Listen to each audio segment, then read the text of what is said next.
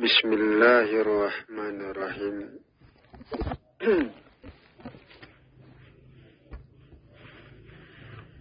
Assalamualaikum warahmatullahi wabarakatuh.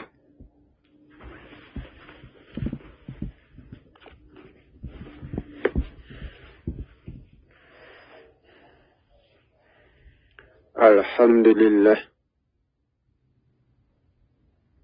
Alhamdulillahi rabbil alamin. Wassalatu wassalamu ala asrafil anbiya'i wal mursalin. Sayyidana Muhammadan wa ala alihi wa ashabihi rasulillahi ajma'in, amma ba'du.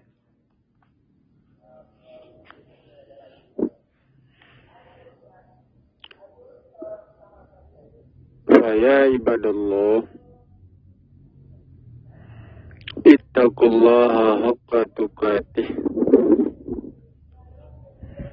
wa la tamutunna illa wa antum muslimun.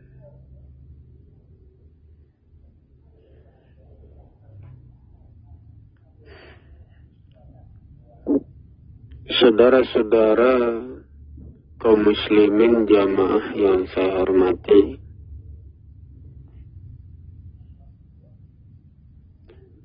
puji syukur kita berikan kepada Allah Tuhan semesta alam. Salam hormat kita berikan pula kepada Muhammad Rasulullah Sallallahu Alaihi Wasallam,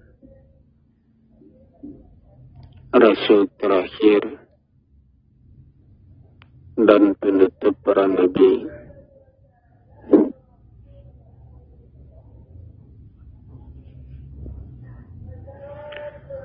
Saudara-saudara kaum muslimin jamaah yang saya hormati,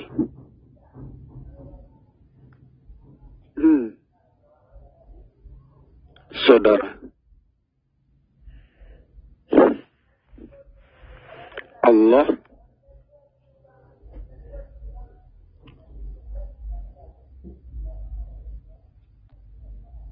adalah kebenaran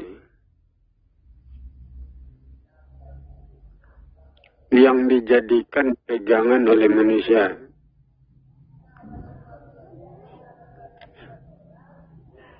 Atau dijadikan Tuhan oleh manusia.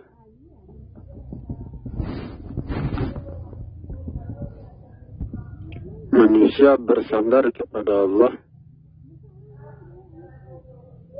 Dengan Allah dirinya dihidupkan. Dengan Allah jiwa raganya dibentuk, disempurnakan.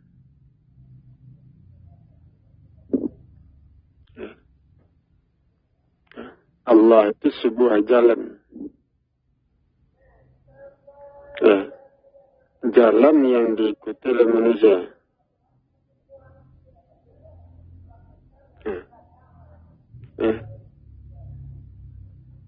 Sebuah jalan atau ilmu yang diikuti, yang dipatuhi, aturan-aturan yang dijalankan. Dengan itulah manusia dibentuk.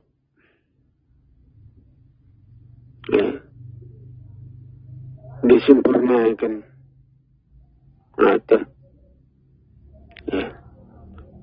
Jadi Allah yang membentuk, itu jalan itu yang membentuk amalan itu.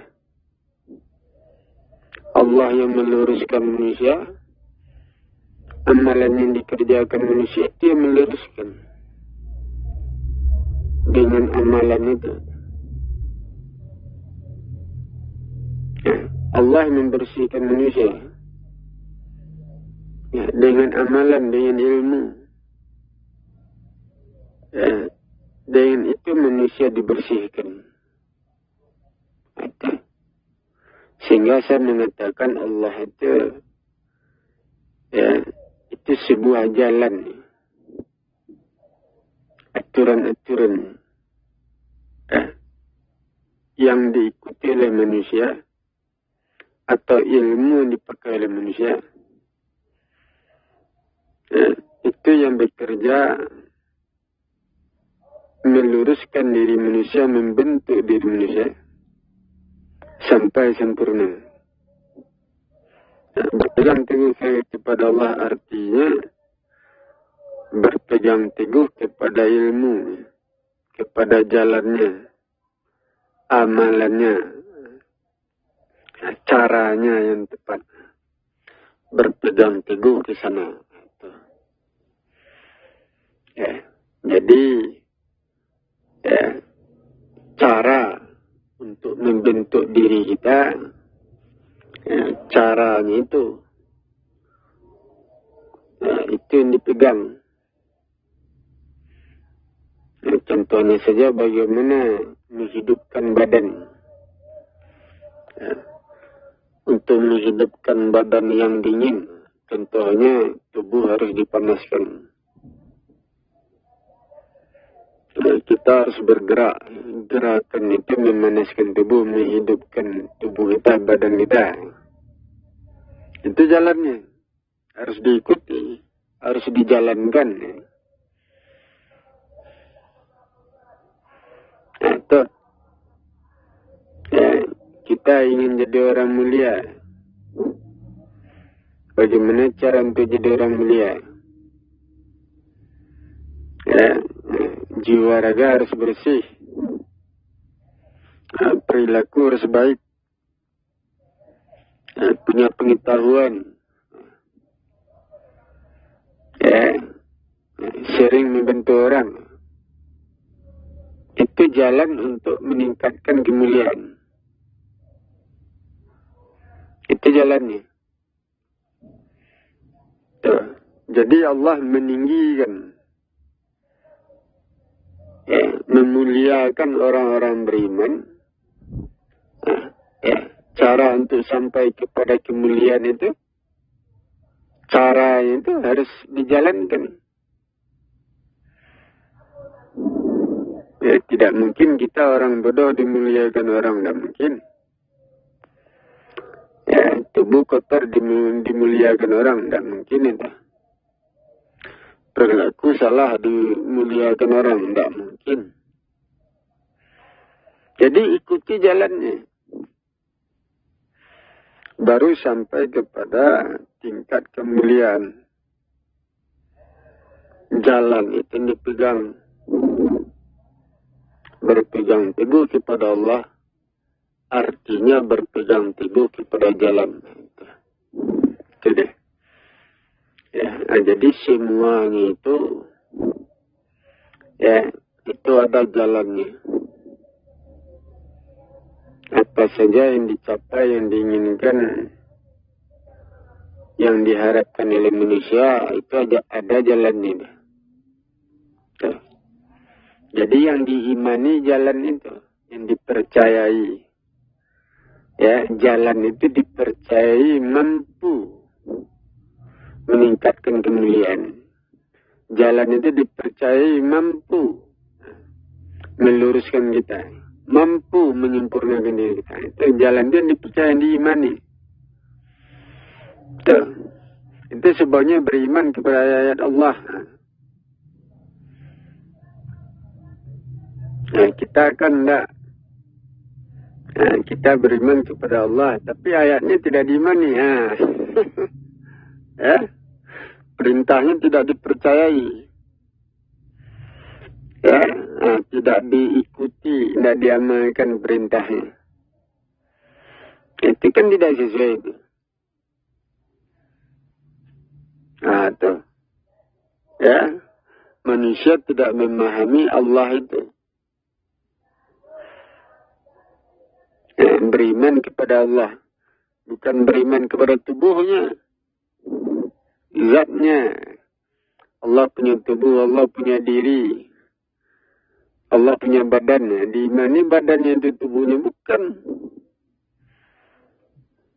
Itu jalan yang dia berikan itu diimani.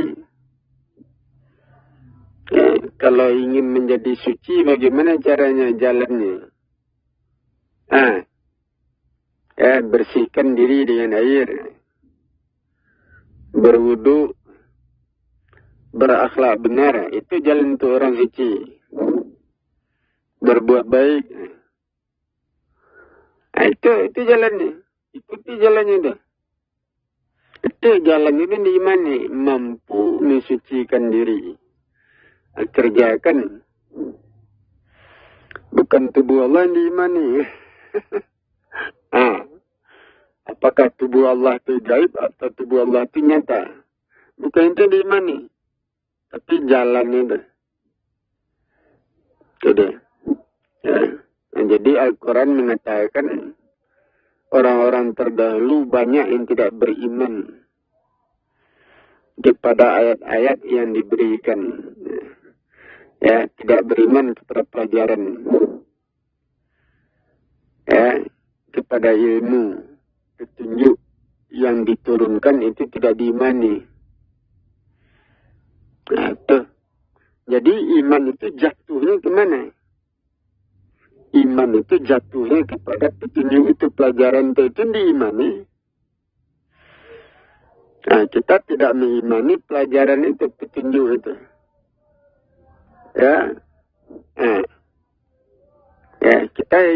Kita imani tubuhnya. Tubuh Allah, diri Allah, itu kita imani. Untuk apa itu? Saudara, berdasarkan hukum Allah itu tiada bertubuh. Tidak ada tubuhnya, tidak ada zatnya.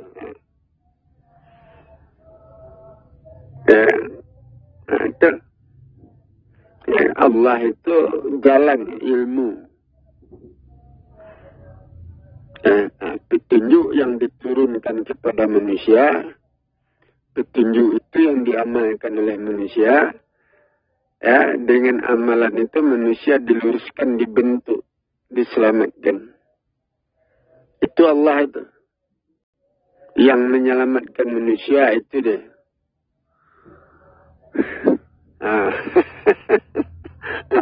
Kenapa? Ingat Allah, ingat jalan itu. Ingat amalan itu. Ingat petunjuk itu. Itu diingat itu. Itu artinya ketika kita mengingat Allah, ketika itu kita menjalankan amalan. Menjalankan perintah, menjalankan aturan. Ketika kita mengingat Allah, ketika itu kita menjalankan perintahnya, aturannya. Jadi, kita ingin Allah tetapi kita tidak bergerak. Ilmunya tidak diamalkan. Pelajarannya tidak dijalankan. Petunjuknya tidak diikuti. Kita mengingat Allah tetapi petunjuknya tidak diikuti. Tentu tidak mendapatkan perubahan. Tentu kita tidak selamat. Selamatnya manusia diselamatkan dengan amalan, pelajaran. Ilmu yang diamalkan, petunjuk yang diamalkan. Kita ingat Allah tetapi petunjuknya tidak dijalankan, perintah tidak diikuti, aturan tidak dipatuhi. Banyak seperti itu. Jadi tidak duduk perkaranya. Tidak duduk perkaranya. Jadi yang diingat oleh manusia selama ini apa? Ingat Allah, apanya diingat? Jadi sejalan itu. Ingat Allah. Tentu kita ikuti aturannya. Kita pegang petunjuknya, pelajarannya. Kita patuhi, kita amalkan. Itu sejalan itu. Kan nampak. Ya, tidak akan terjadi sesuatu kecuali ada dasar hukumnya. Seperti kita membaca ayat Al-Quran, setiap hari kita membaca ayat Al-Quran. Ya, membaca ayat Al-Quran itu tentu suara di luar itu. Suara itu mungkin saja melenturkan saraf-saraf. Ya, setiap hari kita bersuara membaca ayat Al-Quran, itu melembutkan kulit. Itu. Ya. Ada akibatnya itu. Berzikir seperti itu pula. Setiap hari kita berzikir, ada akibatnya. Ya, tergantung zikir yang dibaca. Itu. Ya, itu dia. Ya, tetapi memang segala sesuatu itu tentu tujuannya itu berbeda-beda. Berbeda amalannya, berbeda tujuannya. Itu tidak sama itu. Berbeda ibadahnya, ya, berbeda zikirnya, itu berbeda akibatnya, berbeda pula pembentukan, ya, yang terjadi pada diri kita itu berbeda.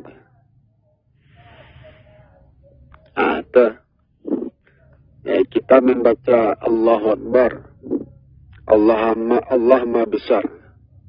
Dengan membaca Allahu Akbar itu jiwa raga kita menjadi besar, hidup, berkembang menjadi besar, seperti itu kira-kira.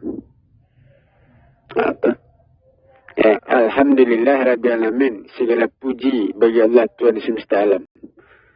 Dengan membaca Alhamdulillah Rabbil Alamin itu, ya, badan kita semakin kokoh, ya, makin tenang, makin kuat. Itu akibatnya, itu berbeda itu. Subhanallah, Allah Maha Suci. Ya, Allah Maha Suci. Dengan itu badan kita mungkin menjadi halus, jiwa raga kita jadi halus. Itu kan berbeda ayat, berbeda akibat. La ilaha illallah, tidak ada Tuhan selain Allah. Dengan mengucapkan la ilaha illallah itu, ya, kita berdiri sendiri, terputus hubungan dengan yang lain, makhluk lain. Itu sering-sering kita mengucapkan itu makin kuat, makin melekat di badan akibatnya itu. Itu dah. Ya, akan nampak. Jadi ada sebab, ada akibat. Ya, itu. Ya, tidak bisa kita mengharapkan satu perbuatan, ya, dengan satu perbuatan urusan kita selesai. Itu tidak bisa itu. Satu amalan, ya, semua urusan selesai. Tidak bisa. Seperti air. Air itu dipakai untuk apa? Untuk menyuburkan tanaman. Hanya sebatas itu. Panas itu, ya, untuk menegakkan, untuk menghidupkan proses, ya, di dalam tanaman itu, ya. Itu macam-macam. Dingin itu untuk memperkokoh. Jadi berbeda-beda tujuannya. Berbeda ibadahnya, berbeda pula akibatnya. Ya, kita tidak bisa meminta. Ya, meminta, ya, dengan satu amalan kita memperoleh akibat yang banyak dari amalan itu. Itu tidak bisa itu. Nah, jadi berdasarkan hukum, manusia harus menjalankan seluruh amalan untuk mendapatkan pembentukan jiwa raga yang sempurna, yang penuh. Itu berdasarkan hukum. Harus diikuti semuanya. Kan berat itu. Ya, amalan itu banyak macamnya. Ya, kita ucapkan Allahu Akbar itu berbeda akibatnya. Kalau kita mengucapkan La ilaha illallah,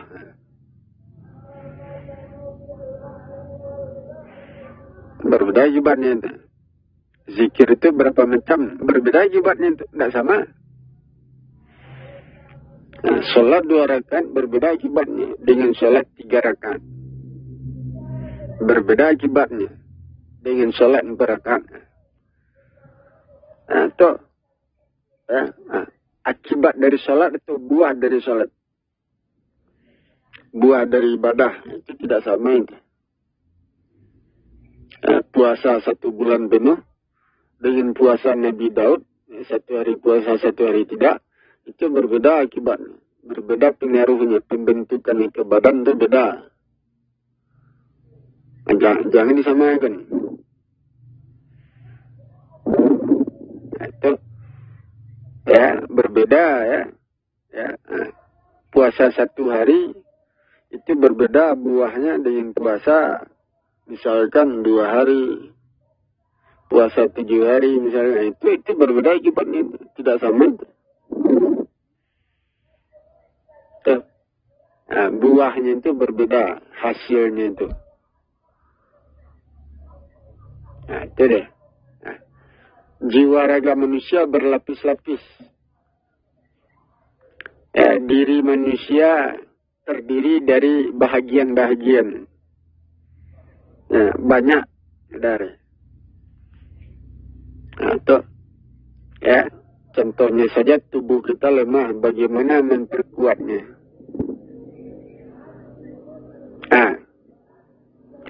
Rohani kita kosong, bagaimana mengisinya, itu berbeda caranya itu.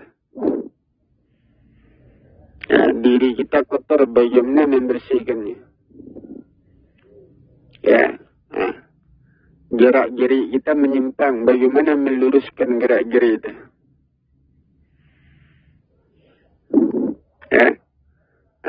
Badan kita kurang hidup, dengan apa menghidupkannya. Itu macam-macam. Jadi kita membutuhkan ilmu yang luas, pengetahuan yang luas untuk mendapatkan jiwa raga yang sempurna, kokoh. Itu tidak.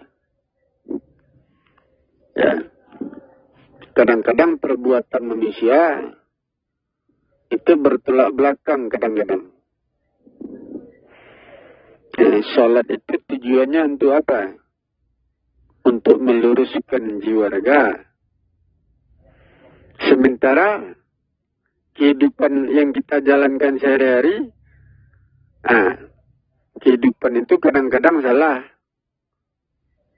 Cara hidup salah, cara bergaul salah. Itu merusak jiwa raga. Sementara salat meluruskan. Cara hidupnya salah itu merusak. Itu kan sia-sia saja itu. Tidak. Hidup yang tidak teratur.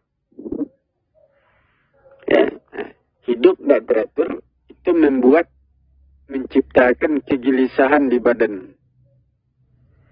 Tidak tenang. Salat itu menenteramkan.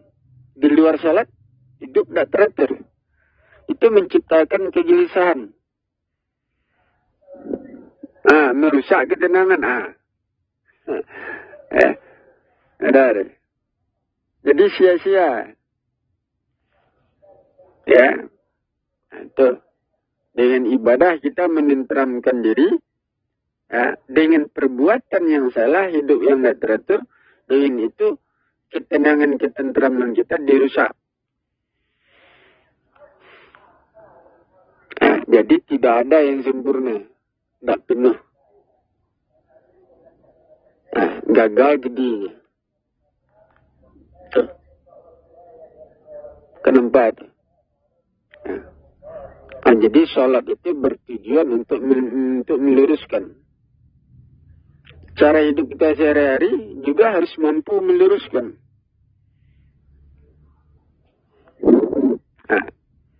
Sholat itu menenteramkan kehidupan kita sehari-hari, ya.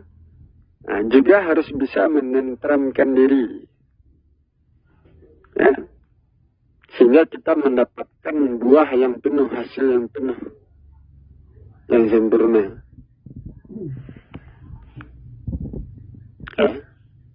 Jadi itu yang terjadi dalam kehidupan manusia. Tentu banyak hitung-hitungannya banyak. Itu dia. Saya sholat, dengan sholat itu jiwa raga saya tenang. Kalau tidak sholat, jiwa raga saya panas. Itu banyak hitung-hitungannya. Ya. Di dalam sholat itu ada gerakan. Di dalam sholat ada gerakan ruku sujud. Gerakan-gerakan yang teratur. Gerakan-gerakan ruku sujud yang teratur, yang tepat. Itu memberikan ketenangan kepada jiwa raga.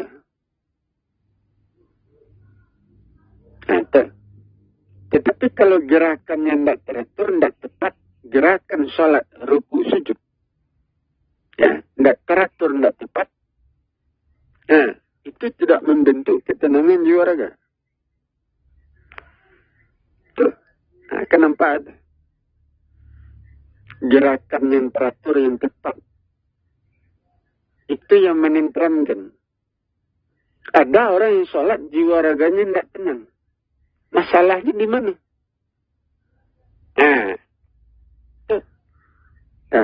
Ada orang sholat jiwa raganya tidak tenang. Masalahnya di mana? Gerakannya tidak teratur, tidak tepat. Itu bersifat memecah belah. Di situ masalahnya. Apabila gerakan-gerakan kita itu teratur, gerakan yang teratur itu memelihara, menenteramkan. Gerakan-gerakan sholat yang teratur itu memelihara dan menenteramkan jiwa raga. Tetapi kalau di luar sholat, perbuatan kita, pergaulan kita, cara hidup kita tidak teratur, itu memanaskan tubuh, menggelisahkan jiwa raga. Itu, ya, ketenangan yang kita peroleh dari dalam sholat itu bisa rusak. Ya. Jadi sia-sia saja jadinya kita beribadah. Kalau tidak dihitung, tidak.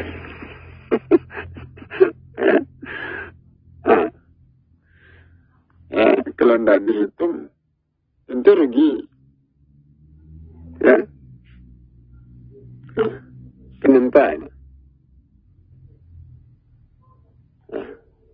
Itu dia. Jadi teratur di dalam sholat dan teratur pula dalam menjalani kehidupan. Itu. Sehingga kita mendapatkan ketenangan, ketenteraman yang penuh. Ya, yang sempurna. Ya, jangan kita melakukan perbuatan yang satu tujuannya membangun, perbuatan yang lain itu tujuannya menghancurkan diri kita. Jadi sia-sia saja. Ya, perbuatan kita, ya, yang pertama tujuannya membentuk diri kita, perbuatan yang kedua tujuannya merusak jiwa raga kita. Jadi sia-sia saja kita beribadah. Ya. Nah, jadi seluruh perbuatan itu harus diluruskan, diperbaiki. Ya. Apakah itu ibadah ataupun cara hidup kita sehari-hari itu harus diperbaiki. Nah, keempat. Nah, itulah seperti dicontohkan itu. Seperti orang memintal benang, ya. Benar. Kemudian dia urai kembali. Ya, seperti orang menjahit pakaian. Setelah pakaian dijahit, dia buka kembali. Dia urai kembali. Nah, itu kan sia-sia di situ. Itu. Nah, itu hukum suatu ibadah.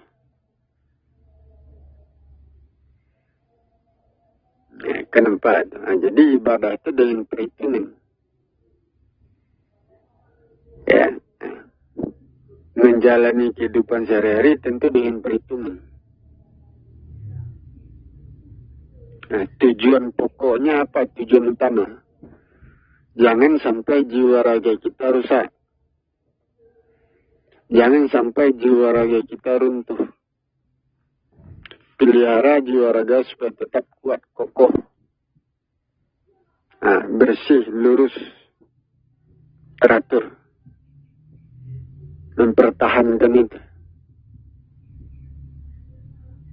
Nah, itu dia. Sehingga manusia dilarang untuk melakukan perbuatan yang bersifat merusak keutuhan jiwa raga. Nah, contohnya perbuatan yang berlebihan. Perbuatan yang melewati batas adalah perbuatan, ya, itu yang bisa meruntuhkan jiwa raga. Baik itu di dalam amalan atau di luar amalan. Atau, baik itu di dalam ibadah ataupun dalam kehidupan sehari-hari. Apabila perbuatan berlebihan itu meruntuhkan jiwa raga. Ya. Nah, jadi manusia dituntut untuk mempertahankan keutuhan jiwa raganya. Nah, ya, tentu manusia harus melakukan perbuatan yang tidak memecah belah jiwa raga. Gerakan-gerakan yang tidak memecah belah jiwa raga. Apakah itu gerakan-gerakan ibadah atau gerakan-gerakan dalam kehidupan sehari-hari.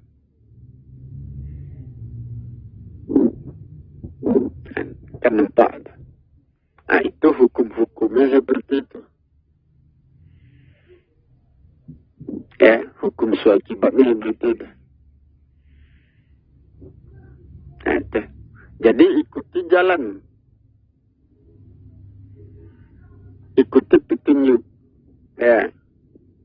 Petunjuk itu yang diturunkan kepada manusia. Petunjuk itu yang harus diimani oleh manusia.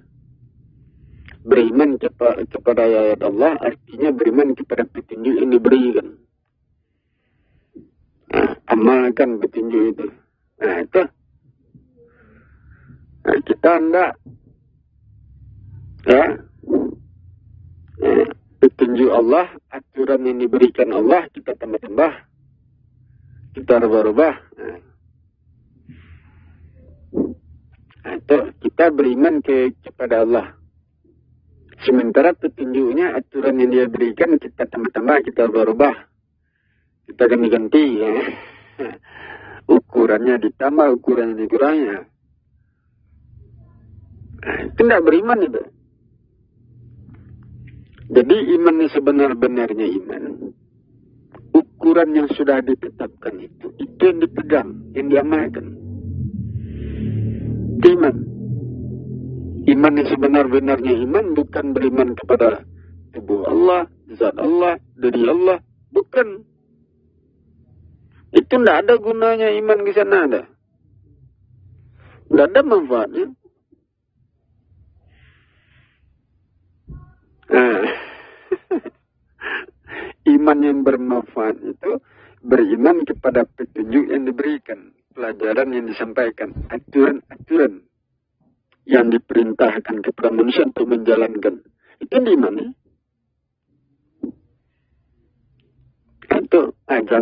Jangan dirubah aturan yang diberikan. Ukuran itu. Ukuran yang ditetapkan jangan dirubah. Kalau dirubah itu artinya kita tidak mengimani. Tidak mengimani aturan yang diberikan. Tidak beriman kepada Allah itu. Kalau aturan yang diberikan dirubah. Ukuran-ukuran yang ditetapkan dirubah itu artinya kita tidak beriman kepada Allah. Nah, itu. Jadi ibadah yang sebenar-benarnya ibadah, ya, itu ibadah yang sudah ditetapkan ukurannya. Dan manusia belum menjalankan itu. Nah, sehingga dipertanyakan iman manusia itu.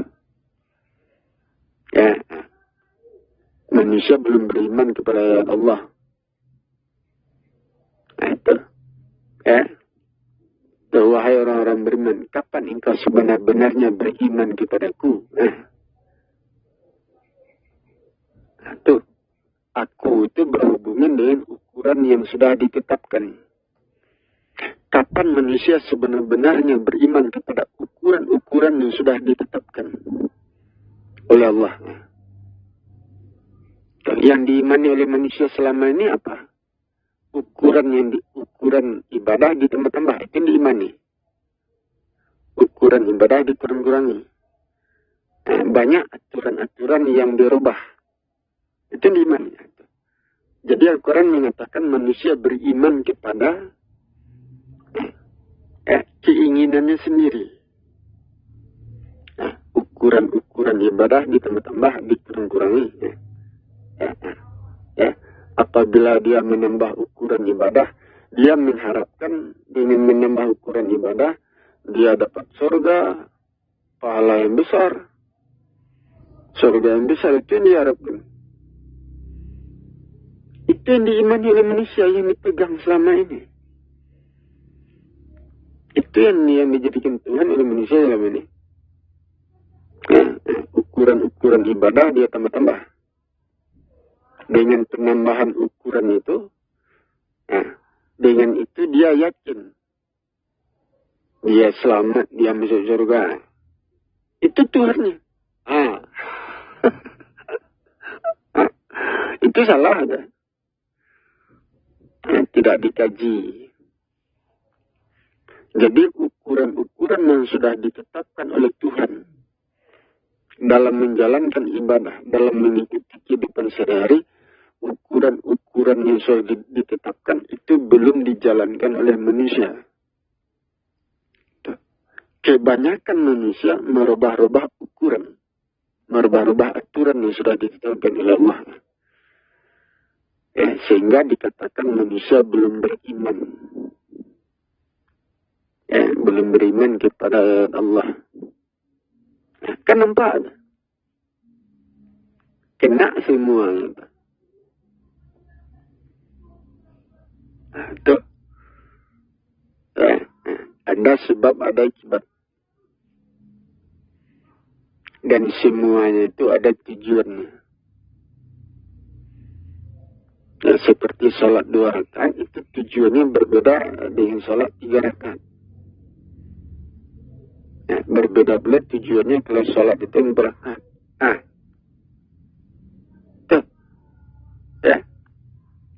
Itu harus dikerjakan pada waktunya.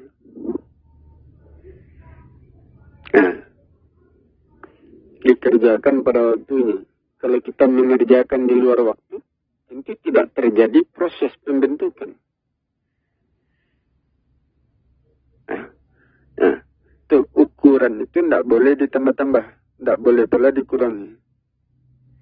Kalau dikurangi ukurannya atau ditambah ukurannya, maka hasilnya tentu berbeda. Buah dari sholat itu berbeda.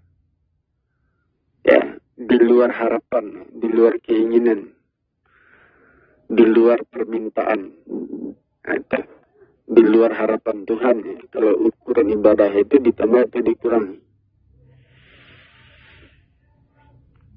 Jadi ukuran-ukuran ibadah itu sudah ditetapkan ukurannya, tujuannya untuk apa? Untuk memelihara jiwa raga. Ya, untuk mendorong pertumbuhan manusia. Untuk meningkatkan kekuatan dan kemampuan manusia. Tuh, untuk membawa manusia ke surga.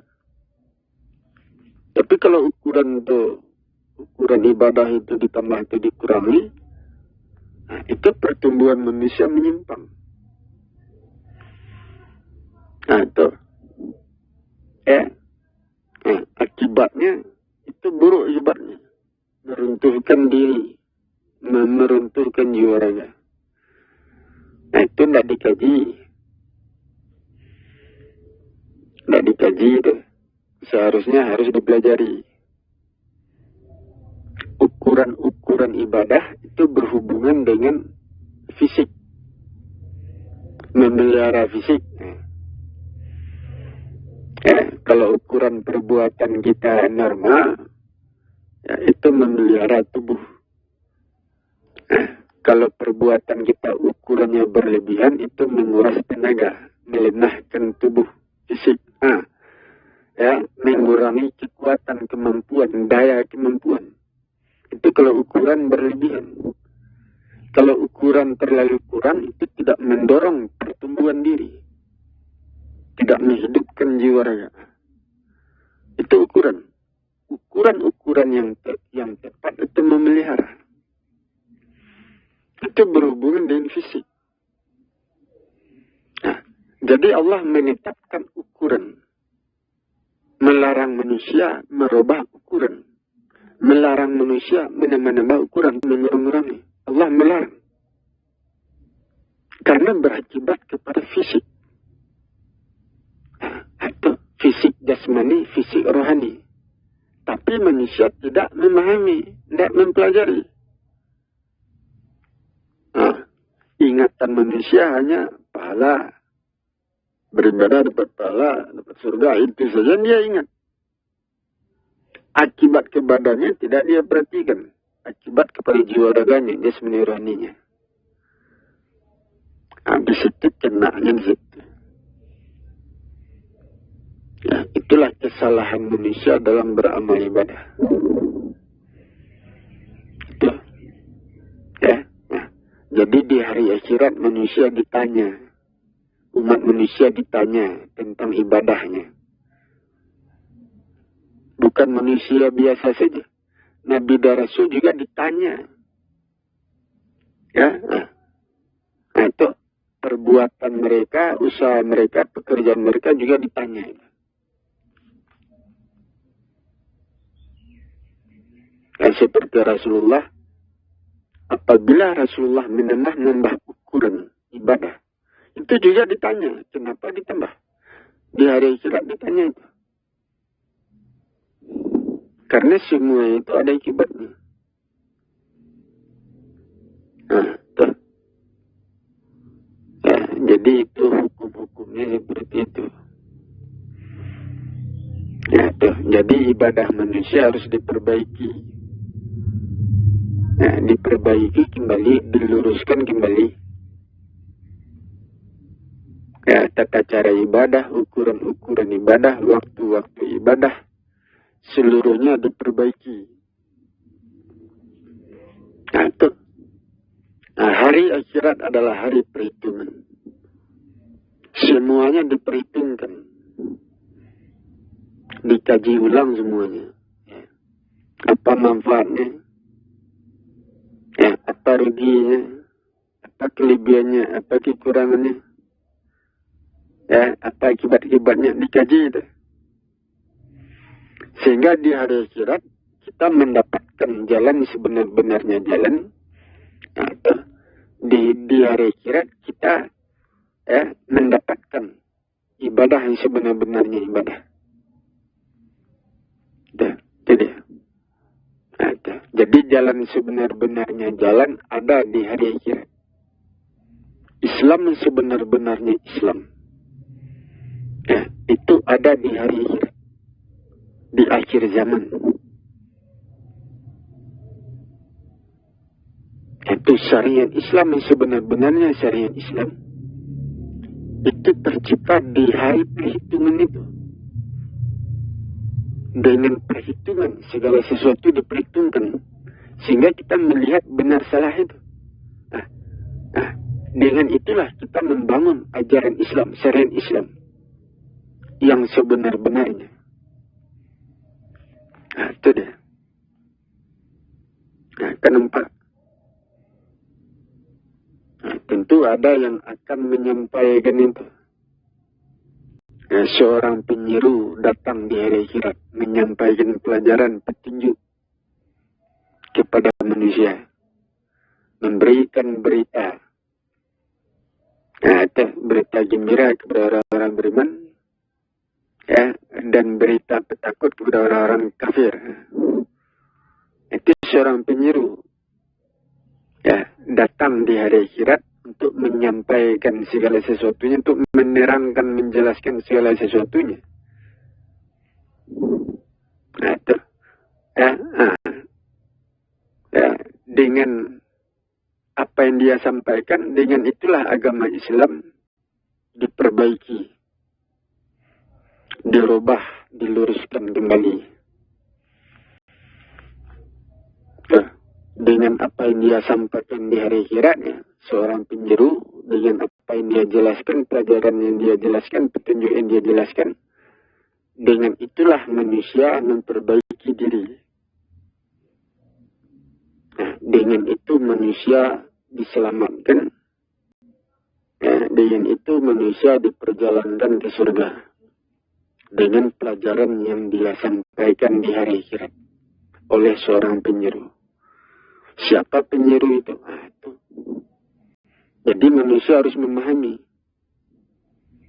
Seorang penyeru, pemberi peringatan, pelajaran, petunjuk di hari akhirat, itu ditugaskan untuk menyelesaikan urusan manusia. Bukan untuk berperang. Itu dia. Hari akhirat itu akhir zaman. Jadi manusia tidak akan mendapatkan kehancuran langit dan bumi. Manusia tidak akan menemui kiamat. Tetapi manusia menemui hari akhirat. Itu dia. Manusia memasuki hari akhirat atau akhir zaman. Itu yang dimasuki oleh manusia. Tanpa didahului oleh kiamat, oleh kehancuran, tanpa melalui itu, langsung masuk. Itu dia.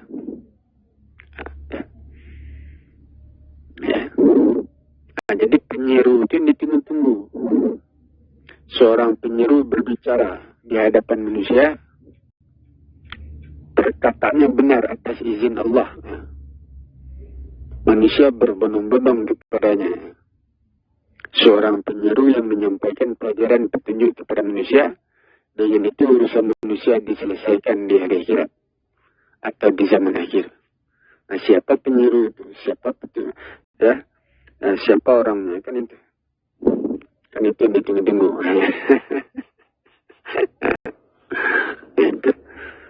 Kenapa?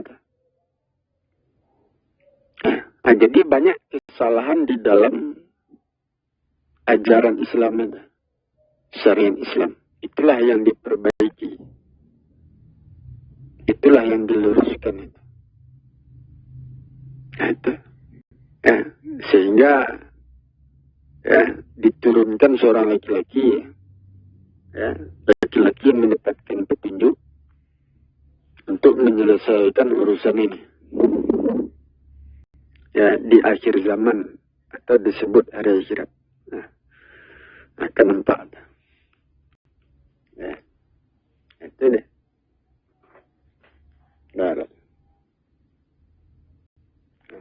Jadi itu hukum-hukumnya seperti itu.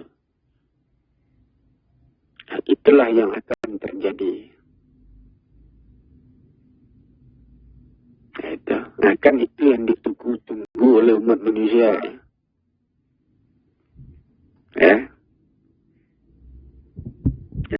Yang ditunggu-tunggu oleh umat Islam, oleh umat-umat agama lain,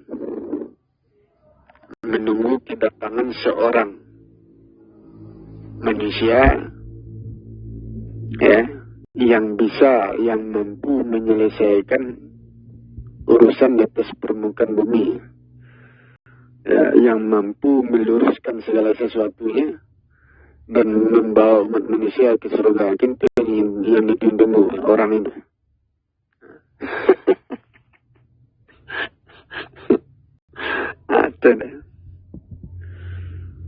Ya, kan kaji ini nanti tunggu.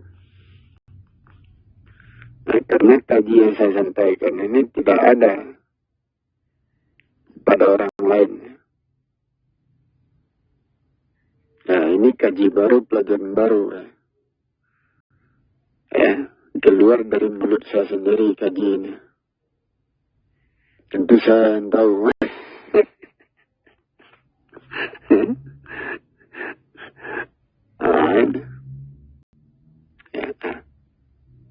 Jadi kalau manusia bertanya apa yang terjadi sebenarnya di atas permukaan bumi, yang terjadi sebenarnya pada manusia, proses inilah yang terjadi.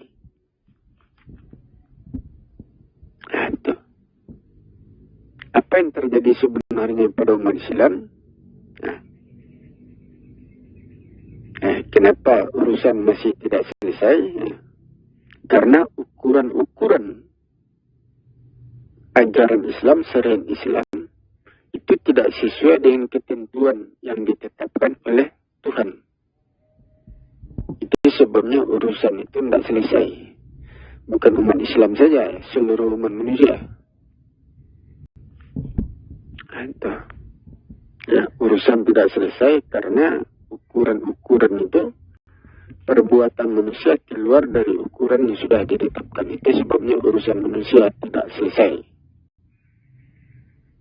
Nah, kenapa? Nah, itu deh.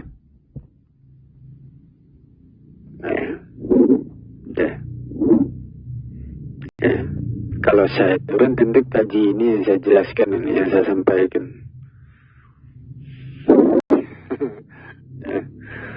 Memang berakibat.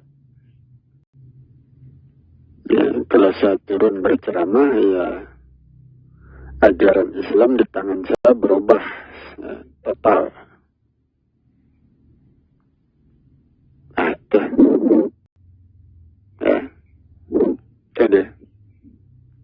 Dan itu ada dasar hukumnya. Perubahan ajaran Islam itu ada dasar hukumnya. Dijelaskan dengan ilmu, dijelaskan dengan perhitungan.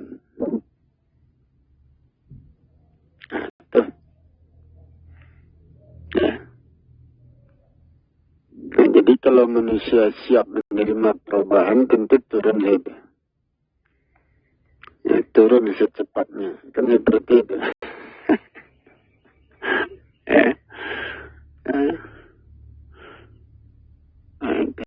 Tentu kalau saya turun dengan kaji yang seperti ini, tentu menggemparkan manusia.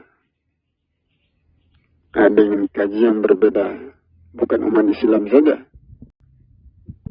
Di luar agama Islam pun ini gempar. Atau karena mereka juga mendengar. Di tangan saya, bukan umat Islam saja, umat-umat di luar Islam, agama-agama lain, dengan cerita saya, dengan kaji saya itu kena itu. Dengan mendengar kaji ini mereka kaget ini. Apalagi saya menjelaskan tentang proses perjalanan manusia. Kenapa manusia bisa masuk surga? Kenapa manusia bisa masuk surga? Kenapa manusia bisa masuk neraka? Kalau saya jelaskan proses itu kaget. Di mana surga, di mana neraka? Apa yang terjadi sebenarnya pada bumi? Apa yang terjadi sebenarnya pada manusia? Kalau saya jelaskan itu bukan umat Islam saja. Agama-agama lain Ya, itu kan mendengar itu. Umat agama lain. Kaget mendengarnya ini. Ya, bisa saja mereka semua masuk Islam, bisa saja. Dengan mendengar kaji saya ini, ya, mereka menjadi sadar, ya, memahami. Sehingga mereka semuanya masuk Islam. Nah, buktilah nanti. Di tangan saya itu. Bukan di tangan Rasulullah. Itu. Umat Islam terdiri dari banyak aliran kepercayaannya. Yang berbeda-beda golongan. Bukan umat Islam saja, di luar umat Islam, agama-agama lain. Itu. Ya, di tangan saya itu bisa dipersatukan. Dengan kaji saya ini, umat Islam bisa dipersatukan. Ya, dengan keterangan yang saya sampaikan, dengan pengetahuan yang saya berikan kepada manusia, dengan itu manusia bisa menjadi satu. Disatukan dengan pengetahuan ini, kaji ini. Ya, dikembalikan kepada golongan yang satu, jalan yang satu. Jadi, orang-orang yang masuk surga adalah orang-orang yang berada di dalam golongan yang satu. Nah, itu. Ya, orang yang berada di dalam surga itu golongan yang satu. Beriman kepada yang satu. Nah, ya. Syariatnya satu. Nah, itu. Ya, bertuhankan kepada yang satu. Bukan berbeda-beda. Nah, itu. Apabila surga diisi oleh berbeda-beda golongan, berbeda-beda keyakinan, surga itu rusak. Nah, jadi surga itu dibangun untuk satu golongan, satu keyakinan, satu jalan, satu paham. Nah, itu deh. Ya, surga tidak dibangun untuk banyak golongan, enggak. Banyak keyakinan, enggak. Tetapi untuk satu golongan. Nah, jadi dengan kaji saya ini, dengan pelajaran saya, ya, manusia dikembalikan ke dalam satu golongan, satu keyakinan, satu Tuhan. Atau, dengan itu manusia masuk surga. Atau, ya, jadi cobalah pelajari, cobalah dikaji. Ya. Nah, jadi kalau saya turun itu akibatnya. Itu akibat itu. Ya. Kalau kaji saya didengar oleh seluruh manusia, itu kaget itu. Ya. Dengan kaji ini, dengan pelajaran ini, urusan manusia diselesaikan. Dengan pelajaran ini, dengan ajaran ini, ya, manusia diselamatkan masuk surga. Nah, itu.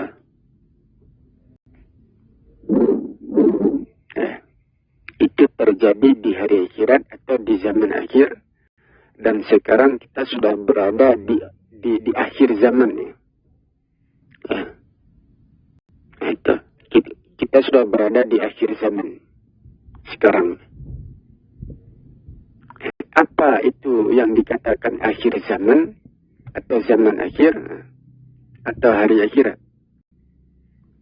Ya, akhir zaman adalah di mana, ya, penciptaan langit dan bumi itu diselesaikan, disempurnakan. Itulah yang disebut akhir zaman atau hari akhirat.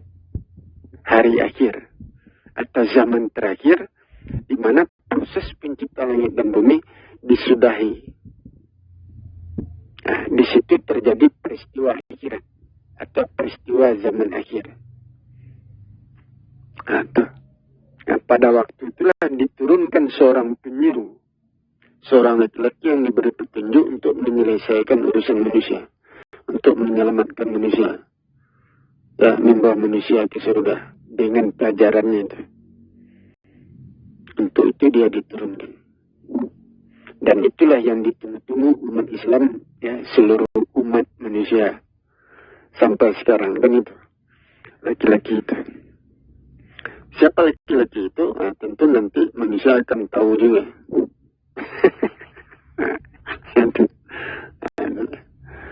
Ya, siapa laki-laki yang akan menyelamatkan umat manusia? Ya, laki-laki yang mendapatkan petunjuk itu, nanti manusia akan tahu juga. Nah, jadi demikian supaya kita perhatikan, kita pahami, kita pelajari untuk pada pagi hari ini. Saya kira wabillahi taufiq wal hidayah. Assalamualaikum warahmatullahi wabarakatuh.